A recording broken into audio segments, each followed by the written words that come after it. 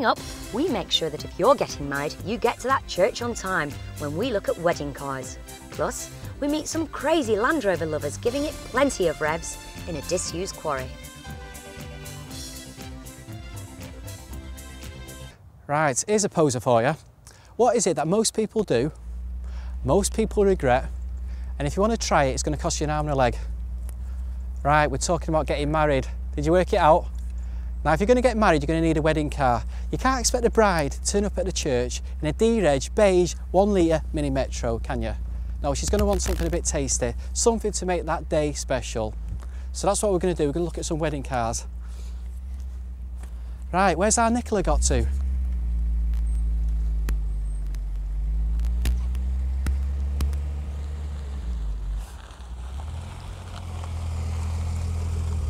Hiya, this is Roger, owner of this beautiful wedding car. He makes all the girls' dreams come true. Roger, get me to the church on time. Well, Roger, this is an absolutely beautiful car.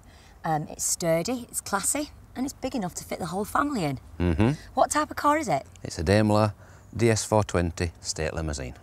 How long have you had it? About 4 years. And did you buy it in this state? No, nothing like this at all. What was it like? It was black, ex-funerals, and it was rough, very badly corroded. It's had a lot of work done on it. Like what have you had to do to it? Have you done it all yourself? Not personally myself, although I am a panel beater by trade. A colleague of mine has done all of the welding work, the metal work. It's had a vast amount. I couldn't really explain how much. It has had a lot of work done. It was basically going for scrap before I bought the car. Now, this is a very interesting colour. It's not your traditional white wedding car, is it? No, and the reason being for that, all of the brides in this area seem to be going from white cars because they seem to get married in ivory wedding gowns. Right. And we find that an ivory gown against a brilliant white car tends to make the gown look dirty. Did you choose silver because of the millennium? Yes, silver and gold are going to be the new popular colours, and lots of bridal wear, gowns, bags, shoes, accessories are in silver, so we thought we'd go with that. So if I wanted to book these cars or any of your cars, how much time would you need in advance to know? Certainly 12 months, maybe 2 years. Some people are booking 2 years in advance, and we are getting very busy now for the millennium year for next year, 2000, with about 100 weddings already. And how much does it cost? We would tailor the price to suit each individual person, but in all honesty, Nicola, varying from between about £185 to possibly £225. And do you mainly do Yorkshire weddings, or do you have requests throughout the country? I do have, I have requests throughout the country and throughout the world. Throughout the world? From the internet, yeah, I get many inquiries via the internet. Obviously, we are restricted to this country, of course, and if I was doing a local wedding in this immediate area, I could do 2 weddings per car per day. Right. If I was doing a Liverpool wedding, then it would be 1 wedding per day per car. Consequently, I would make less money. So what all-round service do you offer? From the time that people ring making an enquiry, A, is the car available for such? I always ask if the car for their date of the wedding. If the car's available, then I also ask whether they have got their photographer sorted, the cake, the gown, the flowers, the menswear, etc. I can certainly steer them in to go into the right place for the best value for money, Nicola. There's so many people nowadays waiting to rip people off. Yeah. I find that if people haven't done this before, then they appreciate a little help. If people haven't done... Yeah. So in other words, you have people on the second and third wedding? We have people on the second and third weddings, and those are the ones usually that need also more help than the other ones. So is this little beauty your most popular car then? Although she's very, very popular, Nicola, no. The one that's behind you is actually the most popular, and we have 2 identical ones of those. Shall we take a look at that one then? Certainly, by all means. Okay, great. So, okay, we've got to take into consideration that England is generally cold. How do you keep people warm in this car? This particular one has 2 separate heaters. There is a heater fitted specifically for this situation behind the back seat, which vents out on the back and behind your feet down there. It gets very warm in here. And you cuddle, of course. Oh, right. So I'd be really worried about my hair, though, getting messed up, you know, with the wind. Depending on the distance from home to church, I would either travel at 10 or 15 miles an hour maximum speed, or I would put the roof up and then pause and stop just a 1/4 mile from church and drop the roof so that we can appear to arrive with the top down and cheat. So what is this beautiful car we're sitting in then? The make of the car is a Beauford. It was built by myself. It took me 5 months to build. It is actually a 4-door convertible, whereas the majority of convertibles, i.e. Mercedes, Rolls-Royce, Jaguar, BMW, Audi, all of the convertibles on the road today are 2-door cars. These are 4 doors, so therefore you get good access in the rear. You don't have to tip the seats forward to climb into the back for a bride. We find it's excellent, that sort of service. So do you drive this car for any other reason than weddings? Yeah, I go for a Chinese in it. I go out to fetch my daily newspaper in it. I went out yesterday and collected some parts for another car in it. And if we go out for a meal, we'll go out for a meal in it. How many wedding cars do you have in your fleet then? We have a total of 6 altogether. And how much did this car cost to build then? This one probably cost about £16,500 to build. Resale value, I would guess, at about £18,500 to £20,000 to build. Now, one thing you've got to notice about this car is Roger and I are sat like, well, we're not that snugly, but we're quite close. And there's ample space for another person. So you get dad, mum, bride, husband, and if you've been fortunate enough to have a child before you get married, you can fit them in as well. Well, I love this car, and if I actually ever considered getting married, which is not going to be in the near future, I could rent your car. You certainly could. Yeah. Well, do you a special deal there, Nicola? Oh, all right, okay. Well, thanks very much, Roger. You're more than Lovely welcome. talking to you. Roger certainly takes his job seriously. He must have driven hundreds of brides to their weddings, and it's obvious he takes great pride in making sure that that most special of days goes smoothly and without any hitches. Here we go, tea and biscuits, a proper bit of Yorkshire hospitality. Now, Roger's got this lovely wedding car business, and he does cater for all types of weddings. That's the traditional wedding, the modern wedding, and of course the shotgun wedding. You get a lot of shotgun weddings in Barnsley, I believe. I have had. They have been known to... Yeah, it's a good place, is that, for the shotguns? They like the shotguns in Barnsley. But seriously though, it's a very special day, and traditionally people get nervous on the big day. Now, have you got any little tips on how to keep the people? They don't get nervous when I get there. You don't? No. Why is that? Is that because of your professionalism or? Yeah, we've lots of stories. I've done this for a long number of years. Lots of very humorous stories, and the idea is as soon as the bride comes out of the house, if it's a shaky hands day, then these humorous stories... Is it usually the bride or the groom that's more nervous? It's usually the bride's mother. The bride's mother? Bride's mother is the worst of the lot. Why is that? In case she's made the wrong decision? Or? Yeah, we quite often see a bride's mum, she wants it to be totally 100% spot on as she would love it to be. Right. It never works out that way, but we know that, we're prepared for that. Do you ever get the bride's mother trying to talk the daughter out of the wedding actually on the day? Like he's not good enough for her, or he hasn't got any decent prospects, or... Not necessarily talking them out, but it's a case of, are you sure? You're really, really sure you want to go through with this? Yes, we do. So I've never had one talk anybody out as yet, but I do get them trying the best to convince them that he's not the right guy. Well, have you ever had to reassure somebody that they're doing the right thing and actually help them to get married? Once, yes. And that was once in South Yorkshire, Barnsley area. Barnsley again, yeah, Barnsley it's again. A dodgy area to get married in Barnsley. Yeah, certainly is. And I arrived at the girl's house, to keep this as short as I possibly can for her. Yeah. Arrived at the girl's house, she was in jeans and t-shirt. Right. And I just asked, wouldn't you really like to know what everybody's going to think about if you're not going to go through with this wedding, especially in jeans and t-shirt? I wanted to know what people were going to feel like and look like and react, how they were going to react when they realised there was no bride. And I asked her this, she says, yes, I'd love to know as well. I said, well, if you jump in the car, we'll go and find out. This is where I started to steer her towards church. Right.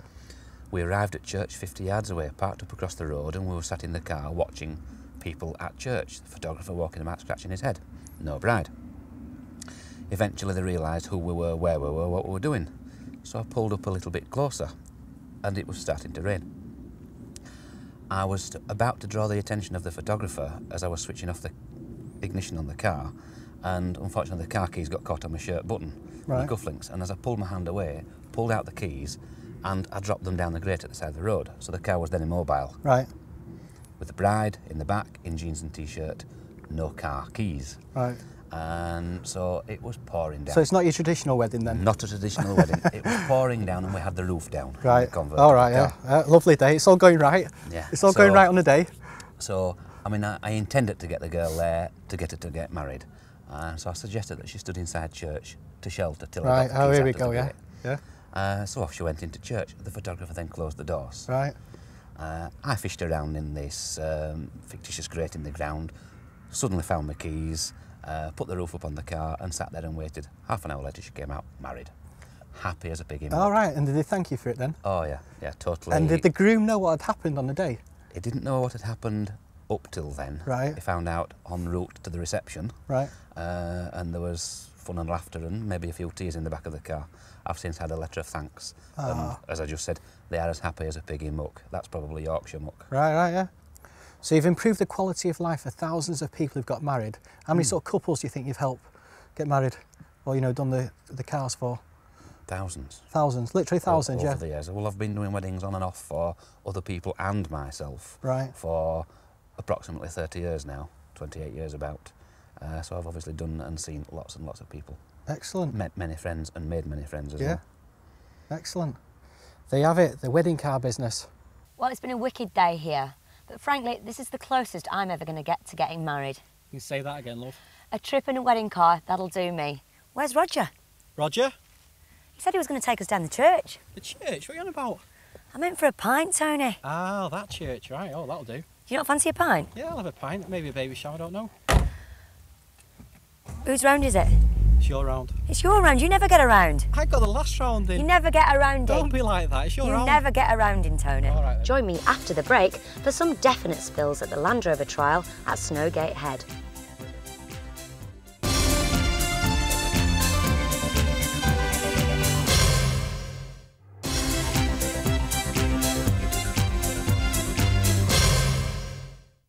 Are there any famous women that you admire? Madonna. You admire Madonna? Why do you admire Madonna? Well, they tell me she's good in bed.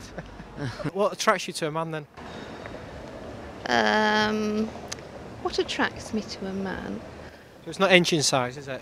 No, definitely not engine size, no. Brains. Brains? Yes. He has. So you like a bit of intellectual banter? As long as I'm not ugly. I mean, I don't like ugly women. Well, you're not oil painting yourself, are you, mate? Let's be honest. Well, let's face it, but who cares? Look at the rest of them, you know. Look, Oliver Reed, he's not oil painting, but he married one at 16.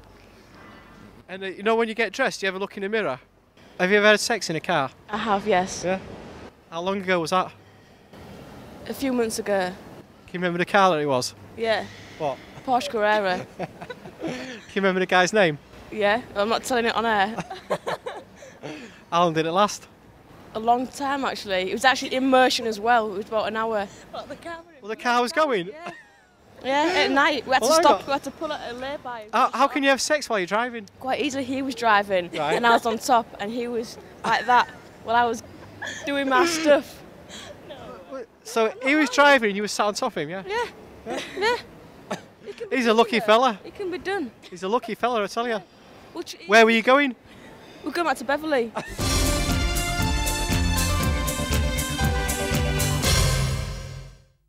Well, it's Car Crazy Yorkshire again, and as per usual, we're in the middle of nowhere. In today's show, we're going to see what these Land Rovers can really do. So I suggest that you fasten your seatbelts, because we're in for a very bumpy ride. The Land Rover trial is open to anyone who joins a Land Rover club. Events like this occur all over the country. Today's event was set in a disused quarry, and even though it's a competition, competitors are more likely to give advice and tips for the course rather than battling for the honours.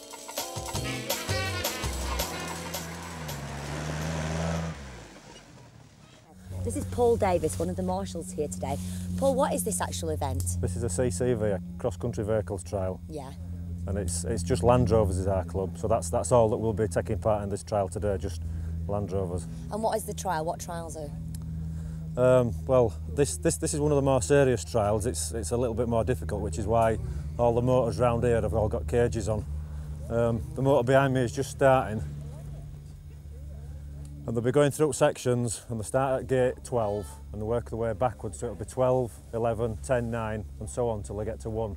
Yeah. If they clear the section and don't hit any canes and don't stop, they get a 0, and the person with the least amount of points is the one that wins. Can you take us through what this chap's doing here, please? Well, he's going through, that's 11 gate, he's down onto 10 gate, and he's got to be careful, he don't clip it with his back end, and then he's going to go round, up the gully, and hopefully it'll come back down in front of us here, taking it wide.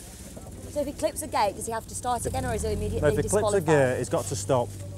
And if he also if he stops any time, then that's his go over as well. Right. Who are the best drivers here today then, would you say? It's debatable. There isn't such a thing as a best driver. It depends on conditions.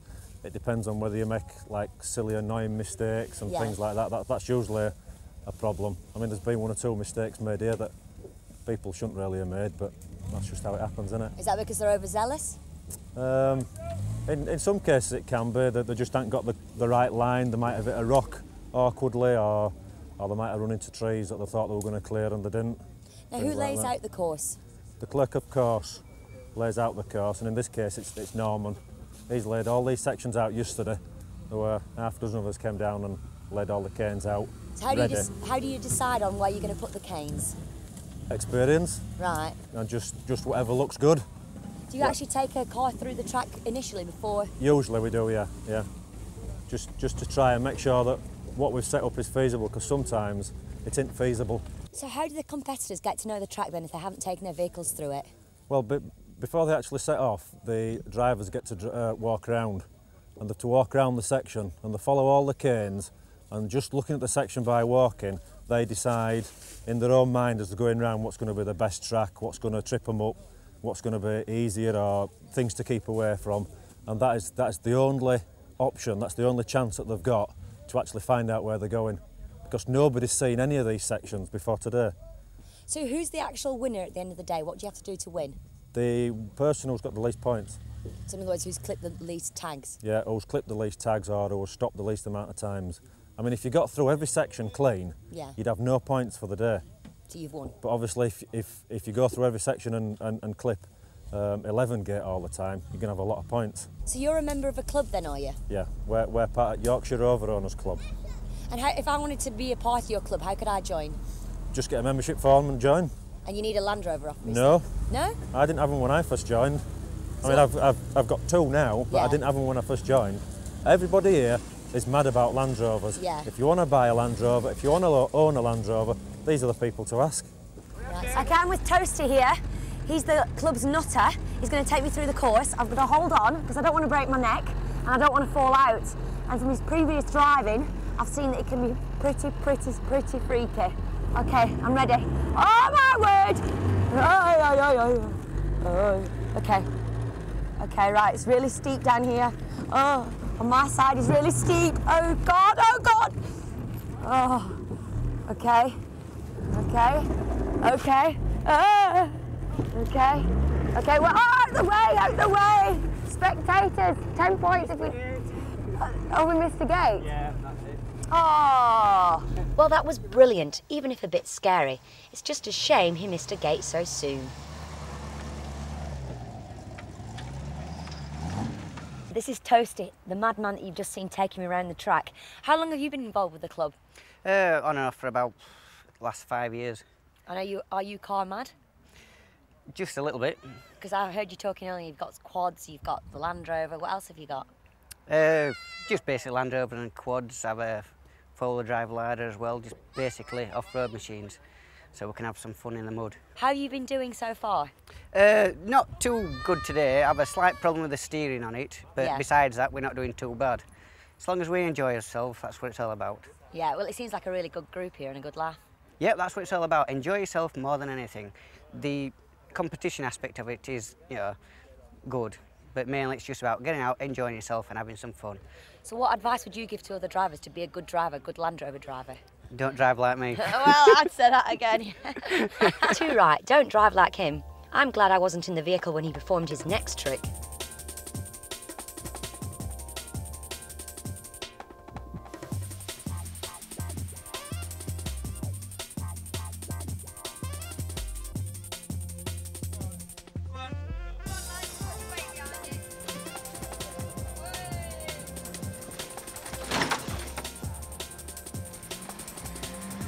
It was at lunch where I caught up with Peter Wimpenny, one of the oldest competitors in the trial. Well, this is Peter Wimpenny, one of the oldest competing members of the club. So, Peter, why do you still do it then? I really enjoy it. I'd much rather be out in the fresh air than sit at home watching television and getting old. That's it, because that's just boring then, isn't It is, yes. It keeps you young. Have you actually won any of the trials? I've occasionally won some. You've got to remember that the vehicles are in different classes, so although you might have seen some of the vehicles getting all the way through the sections, they're in different class to me, so I've got a chance of winning my own class. What class is your vehicle? This is a Class 2 vehicle. So what is a Class 2 vehicle then?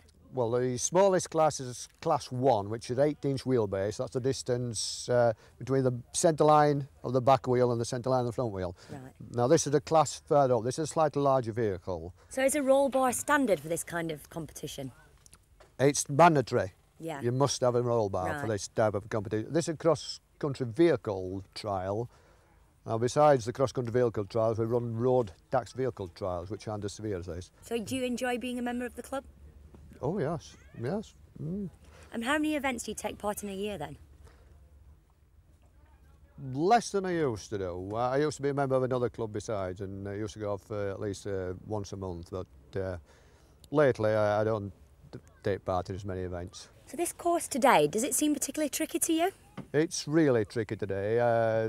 The trouble was when it was set out yesterday by my brother-in-law, who was the clerk of the course. Yeah. His motor is out of action at the moment, so he couldn't drive through the sections to see whether they were possible to drive or not. So it's basically a case of walking through the sections and putting canes in and hoping that they would be suitable for the motors to drive through. So what happened to poor old Toasty then? On which occasion? The one when it turned over? When he rolled, yeah. Probably took the wrong line through the section, or maybe he was going too fast at the time. I think he's going a bit too fast here.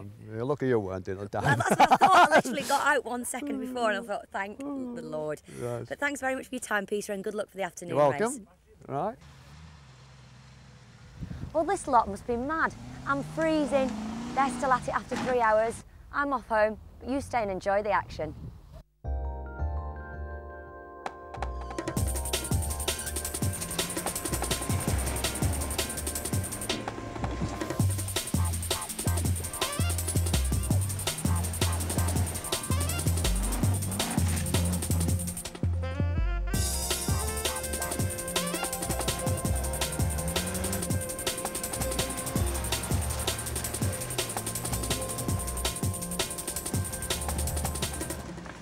In next week's instalment, we meet some really beautiful old ladies in the shape of some classic Jags.